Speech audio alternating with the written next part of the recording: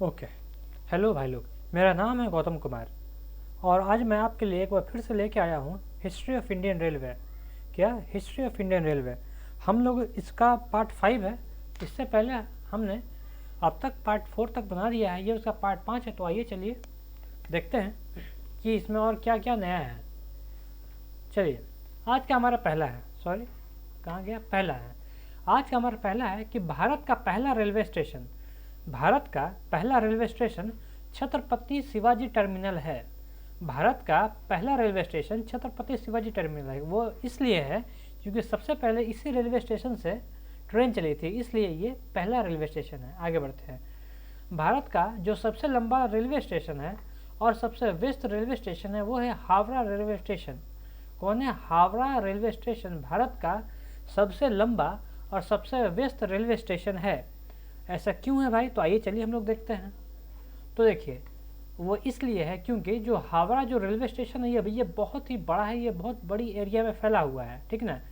तो यहाँ पर रोज़ 617 पैसेंजर ट्रेनें आती और जाती हैं। कुल मिला के 617 पैसेंजर ट्रेनें का यहाँ पर रोज़ आना जाना होता है, या तो वहाँ से पास करती हैं या फिर वहीं से खुलती हैं, ठीक ना। और यहाँ पर सबसे ज़्यादा 23 प्लेटफॉर्म है। कितने? यहाँ पर सबसे ज़्यादा 23 प्लेटफॉर्म है। और ये आपको पता ही है कि हावड़ा पश्चिम बंगाल में आता है। और इसके बाद बारी आता है दूसरा सबसे बड़ा रेलवे स्टेशन का। तो जो दूसरा सबसे बड़ा रेलवे स्टेशन है वो है सियालदा रेलवे स्टेशन। कौन है? सियालदा रेलवे स्टेशन है, ये भी पश्चिम बंगाल में ही है। और यहाँ पर 20 प्लेटफॉर्म है। और इसके बाद तब जाके बारी आता है छत्रपति शिवाजी महाराज टर्मिनल का। और यहाँ पर केवल 8 प्लेटफॉर्म है, सॉरी केवल 18 प्लेटफॉर्म है। 18 प्लेटफॉर्म भी कम नहीं होते, ये भी बहुत ज़्यादा होते हैं। आगे बढ़ते हैं। हमारा अगला है, देखिए, छत्रपति शिवाजी टर्मिनल को 2004 में यूनेस्को वर्ल्ड हेरिटेज साइट में शामिल कर लिया गया है। तो जो हमारा जो CST है उसको 2004 में यूनेस्को का वर्ल्ड हेरिटेज साइट में शामिल किया गया है। आगे बढ़ते हैं। Porbandar Victoria terminal, Chhatrapati Shivaji terminal, Chhatrapati Shivaji Maharaj terminal. आप देख के तो समझ पा रहे होंगे कि ये क्या है। तो देखिए, जो हमारा जो सबसे पहला जो रेलवे स्टेशन है ना, उसे तो हम लोग बोलते हैं CST बोलते हैं, ठीक है ना। तो उसका पहला नाम बोरीबंदर था। उसका पहला नाम बोरीबंदर रेलवे स्टेशन था, उसको इसी नाम से जाना जाता था। उसके बाद इसका नाम बदल के इसे कर दिया गया विक्टोरिया टर्मिनल, ठीक है। और विक्टोरिया टर्मिनल के बाद इसका नाम बदल के फिर कर दिया गया छत्रपति शिवाजी टर्मिनल। और फिर उसके बाद इसके नाम में थोड़ा सा और परिवर्तन किया गया और इसका अब नाम हो गया छत्रपति शिवाजी महाराज टर्मिनल। आगे बढ़ते हैं। अगला है, तो देखिए, जो दिल्ली जो है, जो पुरानी दिल्ली, सॉरी जो नई दिल्ली है ना, दिल्ली रेलवे स्टेशन के पास वर्ल्ड का सबसे लंबा रूट रिले इंटरलॉकिंग सिस्टम है, जिसकी वजह से इसे Guinness book of world record में शामिल किया गया। मतलब समझ रहे हैं?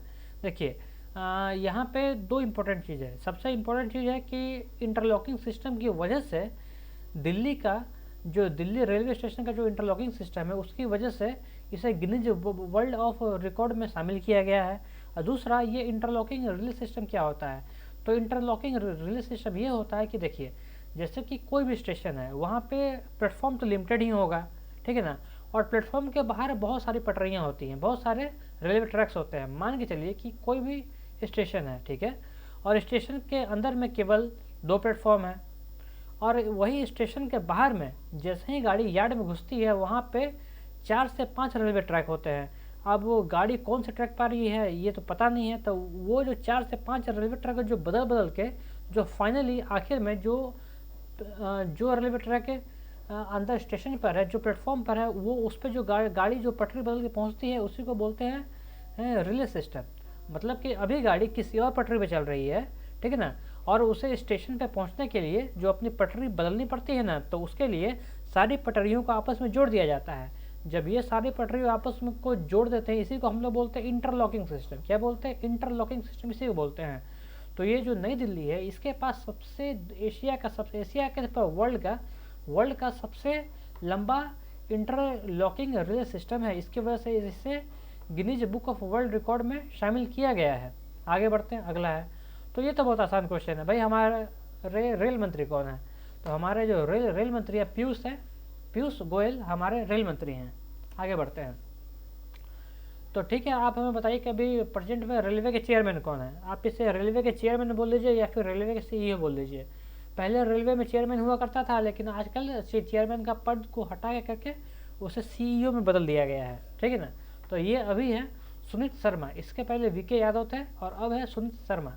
आगे बढ़ते हैं। हमारे देश में रेलवे स्टेशनों की संख्या कितनी है। तो हमारे देश में छोटे बड़े रेलवे स्टेशन मिला के 7,349 हैं। हमारे देश में 7,349 रेलवे स्टेशन हैं। आगे चलते हैं। अगला है दक्षिण रेलवे सबसे बड़ा रेलवे जोन है तथा इसका मुख्यालय दिल्ली में है ना। जो दक्षिण रेलवे है सबसे लंबा रेलवे जोन है और इसका मुख्यालय दिल्ली में है। आगे बढ़ते हैं। अगला, भारत में कितने माउंटेन रेंज है। भारत में कितने माउंटेन रेलवे हैं, आप मुझे बताइए। तो देखिए, जो भारत में कुल मिला के 5 रेलवे हैं, 5 माउंटेन रेलवे हैं जो कि पहाड़ियों पर अपनी सेवाएं देती हैं। कौन कौन है। दार्जिलिंग हिमालय रेलवे पहला है, दार्जिलिंग हिमालय रेलवे। दूसरा है नीलगिरी माउंटेन रेलवे, ठीक है। फिर कालका शिमला रेलवे, फिर माथेरान माउंटेन रेलवे, फिर अगला है कांगड़ा वैली रेलवे। ये कुल मिला के 5 रेलवे हैं जो कि पहाड़ियों पर अपनी सेवाएं देती है। मतलब कि भारत में कुल 5 माउंटेन रेलवेज हैं। आगे बढ़ते हैं। अगला, Darjeeling Himalayan railway, Nilgiri mountain railway, कालका शिमला रेलवे, इन तीनों को संयुक्त रूप से 1999 में, कब तीनों को संयुक्त रूप से 1999 में यूनेस्को की वर्ल्ड हेरिटेज साइट में शामिल किया गया है। तीनों को वर्ल्ड हेरिटेज साइट की सूची में शामिल किया गया है। किसे किसे। Darjeeling Himalaya railway, Nilgiri mountain railway और कालका शिमला रेलवे को 1999 में संयुक्त रूप से वर्ल्ड हेरिटेज साइट की सूची में शामिल किया गया है। आगे बढ़ते हैं। अगला है लॉर्ड डलहौजी। लॉर्ड डलहौजी को भारतीय रेलवे का जनक कहा जाता है। हालांकि ये नहीं है, ठीक ना। इनके नीचे एक इंजीनियर थे, मुझे फिलहाल उनका नाम याद नहीं आ रहा है। सारा काम उनका किया जा रहा है। ये बस केवल उस वक्त हमारे देश में गवर्नर जनरल थे, इसलिए कि इनका नाम आता है ना। लॉर्ड डलहौजी भारतीय रेलवे के जनक माने जाते हैं बस इसलिए क्योंकि जो एक्चुअल बंदा था, है ना, वो इसके नीचे काम कर रहा था, जो कि इंजीनियर था। सब कुछ उसी ने किया कि भाई यहाँ पर रेल बिछाना, यहाँ पे पट्टे डालने, यहाँ से तक पहले गाड़ी चलाएंगे। बस ये बंदा जो है ना, लॉर्ड डलहौजी, ये केवल उस वक्त यहाँ का गवर्नर जनरल था, बस इसलिए इसे कहा जाता है कि भाई भारतीय रेलवे का जनक है। आगे बढ़ते हैं। अगला है पहले विद्युत रेल विक्टोरिया टर्मिनल से कुर्ला के बीच में 1925 में, जैसे कि मैंने बताया कि पहले उसका नाम बोरी बंदर था, उसके बाद इसे बदल के विक्टोरिया टर्मिनल कर दिया गया, है ना। तो वो 1925 में पहली भारतीय रेल चली, विक्टोरिया टर्मिनल से कुर्ला तक चली। इसने कुल मिलाकर 34 किलोमीटर की दूरी तय की गई थी। गाड़ी का नाम ब्लैक ब्यूटी था। आगे बढ़ते हैं। स्वतंत्र भारत के पहले रेल मंत्री जॉन मथाई थे और उन्होंने ही सबसे पहले रेलवे बजट पेश किया था, ठीक ना। और वो कब किया था, तो भाई 1947 में। देखो भाई, देश आज़ाद होते के साथ ही भाई हमारे देश में रेलवे बजट आ गया था। भाई कोई बजट हो चाहे नहीं हो, लेकिन रेलवे बजट आ गया था, क्योंकि उस वक्त हमारे देश में आम बजट और रेलवे बजट अलग था। तो इसलिए भाई सबसे पहला रेलवे बजट ही पेश हुआ था। आगे बढ़ते हैं। जब हमारा देश स्वतंत्र नहीं था ना, तो उससे पहले भी रेलवे बजट पास होता था, लेकिन वो हमारे देश में पास नहीं होता था, वो इंग्लैंड में ही चला करता था। इंग्लैंड की संसद में रेलवे बजट पारित किया जाता था। जब देश आज़ाद हो गया तो उसके बाद सब कुछ अपने देश में होने लगा। आगे बढ़ते हैं।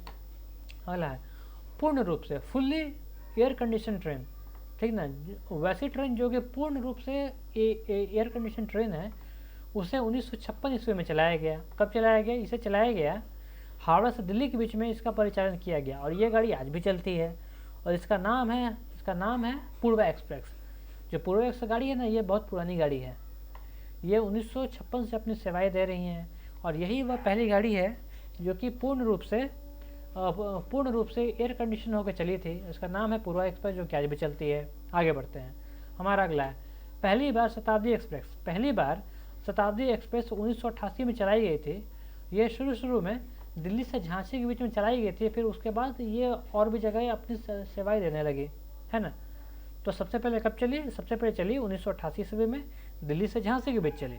फिर उसके बाद परफॉर्मेंस अच्छा था, उसके बाद इस शताब्दी एक्सप्रेस की ट्रेनों की संख्या को और बढ़ा दिया गया। आगे बढ़ते हैं। अगला है सुरेखा यादव। सुरेखा यादव को याद है, मैंने पिछले वीडियो में इनके बारे में आपको बताया था। तो देखिए, जो सुरेखा यादव है ना, ये हमारे देश की प्रथम लोको पायलट हैं। जो सुरेखा यादव हैं हमारे देश की प्रथम लोको पायलट हैं। तो बात ये तो है कि भाई पहले लोको पायलट है, लेकिन इन्होंने अपनी सेवाएं देना कब से शुरू किया? इन्होंने 1988 से अपनी सेवाएं देनी शुरू कर दी भारतीय रेलवे को। आगे बढ़ते हैं। भारतीय रेलवे ने अपना पहला वेबसाइट फरवरी 2002 में लॉन्च किया। मतलब कि देखो, अब से पहले, मतलब कि 2000 से पहले ना भारतीय रेलवे का कोई भी वेबसाइट नहीं हुआ करता था। भाई 1995 में तो खुद यहाँ पे इंटरनेट आया, तो उससे पहले कहाँ से होगा, है ना। तो सबसे पहले 2000 ईस्वी में, सन 2000 में हमारे जो हमारा भारतीय रेलवे है ना, उसने अपना वेबसाइट लॉन्च किया। फिर उसके बाद और देखते हैं कि क्या क्या किया। फिर उसके बाद इंडियन रेलवे ने अगस्त 2000 में ऑनलाइन टिकटिंग की सुविधा और ऑक्सीजन सुविधा को लेके आया। ठीक है, तो देखिए, और फिर ठीक है, उसके 2 साल के बाद ना, फिर उसके 2 साल के बाद भारतीय रेलवे है ना, अब बोला कि भाई देखो, अब इंटरनेट तो आ गया है, तो अब तुम ऑनलाइन अपना टिकट भी काट सकते हो और ऑनलाइन तुम अपना आरक्षण भी, मतलब कि रिजर्वेशन भी कर सकते हो। 2002 से पहले ऑनलाइन नहीं हुआ करता था, उसके पहले ऑफलाइन हुआ करता था कि भाई साहब आप काउंटर पे जाइए, ठीक है ना, और अपना टिकट लीजिए, या बुकिंग करवाना तो बुकिंग करवाइए। लेकिन 2002 के बाद से थोड़ा सा ये सिनेरियो बदलने लगा। जब से इंटरनेट आया ना, उसके बाद से ये सब कुछ भी धीरे धीरे ऑनलाइन होने लगा। और आज के समय में तो IRCTC है, तो अब के समय में तो भाई मैक्सिमम टिकट तो उसी से कट जाते हैं। आगे बढ़ते हैं।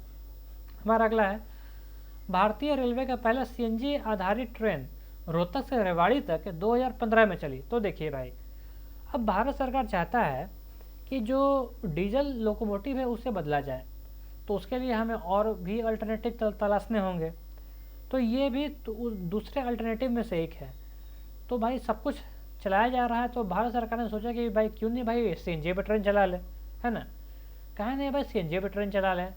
तो उन्होंने CNG पर ट्रेन चलाया, और ये सबसे पहले 2015 ईस्वी में चलाया गया। और ये गाड़ी रोहतक से रेवाड़ी तक, मतलब ये हरियाणा में ही चली। हरियाणा के रोहतक से हरियाणा के रेवाड़ी तक चली। ये दोनों बहुत ज़्यादा दूर नहीं है, 1-2 घंटे का सफ़र होता है, तो वो बस इससे छोटी सी दूरी के लिए चलाई गई थी। आगे बढ़ते हैं। अगला है 31 मार्च 2017। 31 मार्च 2017 भारतीय रेलवे के लिए बहुत ही ज़्यादा इम्पोर्टेंट है। वो इसलिए है क्योंकि इसी दिन भारत सरकार ने ये घोषणा की थी कि वह मिशन इलेक्ट्रिफिकेशन के तहत रेलवे को 2022 तक पूर्ण रूप से विद्युतीकरण कर देंगे। जो भारत सरकार है उसने ये एक लक्ष्य रखा है कि वो 2022 तक जितने भी रेलवे ट्रैक है ना, उन सबों का पूर्ण रूप से इलेक्ट्रिफिकेशन 2022 तक कर दिया जाए, ताकि हम लोग डीजल आधार जो डीजल लोकोमोटिव है हम लोग उसे रिप्लेस कर सकें। क्योंकि ये चलाना बिल्कुल सस्ता नहीं होता है, क्योंकि डीजल हम लोग बाहर से खरीद के लाते हैं और बिजली हम लोग अपने देश में बनाते हैं। तो जो बाहर से लाएंगे वो तो ऑटोमेटिक महंगा होगा, और जो चीज़ हमारे घर में बनेगी वो ज़्यादा सस्ता होगा। इसलिए भारत सरकार सारे डीजल लोकोमोटिव को धीरे धीरे इलेक्ट्रिक लोकोमोटिव से रिप्लेस कर रही है। आगे बढ़ते हैं। भारत का पहला private railway station Habibganj railway station है, जो कि भोपाल में है, और ये जून 17 से शुरू हुआ। तो देखो, अब भाई रेलवे चाहता है कि जो हमारे जो रेलवे स्टेशन है ना, वो भी अत्याधुनिक हो जाए। तो रेलवे के पास इतना पैसा नहीं है कि वो हर रेलवे स्टेशन पर इतना पैसा खर्च करे। तो उसने जून 2017 में एक डिसीजन लिया कि भाई उसने भोपाल में एक हबीबगंज रेलवे स्टेशन है, उसने इसे एक किसी प्राइवेट कंपनी को दे दिया कि भाई लीजिए, अब इस रेलवे स्टेशन को केवल आप ऑपरेट करेंगे, यहाँ के सारे वर्कर हमारे होंगे और आप केवल इसे ऑपरेट करेंगे, ठीक है ना, आप केवल इसे ऑपरेट करेंगे। ये ऐसा काम शुरू किया गया 2017 से। ये 2017 से ये फुली वर्किंग हो गया है। तो जिसके बाद से ना इस जो रेलवे स्टेशन है यहाँ पर बहुत सारा कंस्ट्रक्शन का काम चालू है, ताकि इस रेलवे को और सुंदर और खूबसूरत बनाया जा सके। बस इसलिए आगे बढ़ते हैं। हमारा अगला है, ठीक है, भारत का पहला सौर ऊर्जा पर आधारित ट्रेन दिल्ली के सराय रोहिल्ला से हरियाणा के फारूक नगर तक 14 जुलाई 2017 को चलाई गई, और इस ट्रेन में सारे बल्ब और पंखे सोलर पावर से चले। तो देखिए, मैंने जिस आपको अल्टरनेटिव का बात बोला ना कि भाई एक जो विद्युत आधारित गाड़ी है वो अल्टरनेटिव है, CNG अल्टरनेटिव है, भाई उसी तरीके से जो सोलर एनर्जी है ये भी एक अल्टरनेटिव है। तो भाई देखो सीएनजी के पास पावर बहुत ज़्यादा होता है, इसलिए वो गाड़ी खींच लेता है। लेकिन जो सौर ऊर्जा पर आधारित जो सोलर पैनल होते हैं ना, उनमें इतनी क्षमता नहीं होती है कि वो पूरे के पूरे रेलवे वो पूरे रेलवे को खींच सके। तो इसलिए यहाँ पर किया ये गया कि भाई देखो, भाई गाड़ी तो अभी भी या तो वो गाड़ी डीजल लोकोमोटिव रही होगी या फिर इलेक्ट्रिक लोकोमोटिव रही होगी। तो देखो होता क्या है ना कि भाई सब कुछ होता है, लेकिन जो उसमें जो बिजली के जो उपकरण होते हैं, चाहे वो चार्जिंग पॉइंट हो या फिर बल्ब हो, पंखे हो, ठीक है, जो ये सारे चीज़ होते हैं ना, ये सब के सब बैटरी से चलते हैं, है ना। और बैटरी से, और ये सब के सब अगर डीजल लोकोमोटिव है तो ये बैटरी भी डीजल से ही चार्ज होती है। और अगर इलेक्ट्रिक है तो भाई बिजली से चार्ज होंगे। तो रेलवे ने सोचा कि थोड़ा अलग करते हैं, तो उसने भाई बहुत सारे सोलर प्लेट लगा दिए, और जितने भी पंखे थे, जितने भी बल्ब थे, और जितने भी और भी अलग अलग जो अप्लायंसेज जो होते हैं रेलवे में, उन सबों को इससे जोड़ दिया और चला दिया, और नाम दे दिया भाई भारत का पहला सौर ऊर्जा पर आधारित ट्रेन। ठीक है, आगे बढ़ते हैं। अच्छा ठीक है, तो हमारा तो ये पीडीएफ हमारा यहीं पर ख़त्म होता है। तो हम भाई लोग, आप जो इतने समय तक अपना समय दिया, तो मैं उम्मीद करता हूँ कि ये आपके लिए हेल्पफुल होगा। अगर आपको हमारे वीडियोज़ पसंद आते हैं तो प्लीज़ कुछ कमेंट कीजिए, कुछ हमें बताइए कि आपको वीडियोज़ अच्छे लग रहे हैं या फिर वीडियो अच्छे नहीं लग रहे हैं। अगर अच्छे लग रहे हैं तो क्यों, और नहीं लग रहे हैं तो क्यों। प्लीज़ हमें कमेंट करके बताइए कि आपको हमसे और क्या चाहिए और क्या एक्सपेक्टेशन है। आप और किस किस मुद्दों पर और किस किस टॉपिक पर आप वीडियो चाहते हैं, आप हमें बताइए, हम आपको बताएंगे। तो ठीक है, तब तक के लिए हमारे साथ बने रहिए। Bye bye.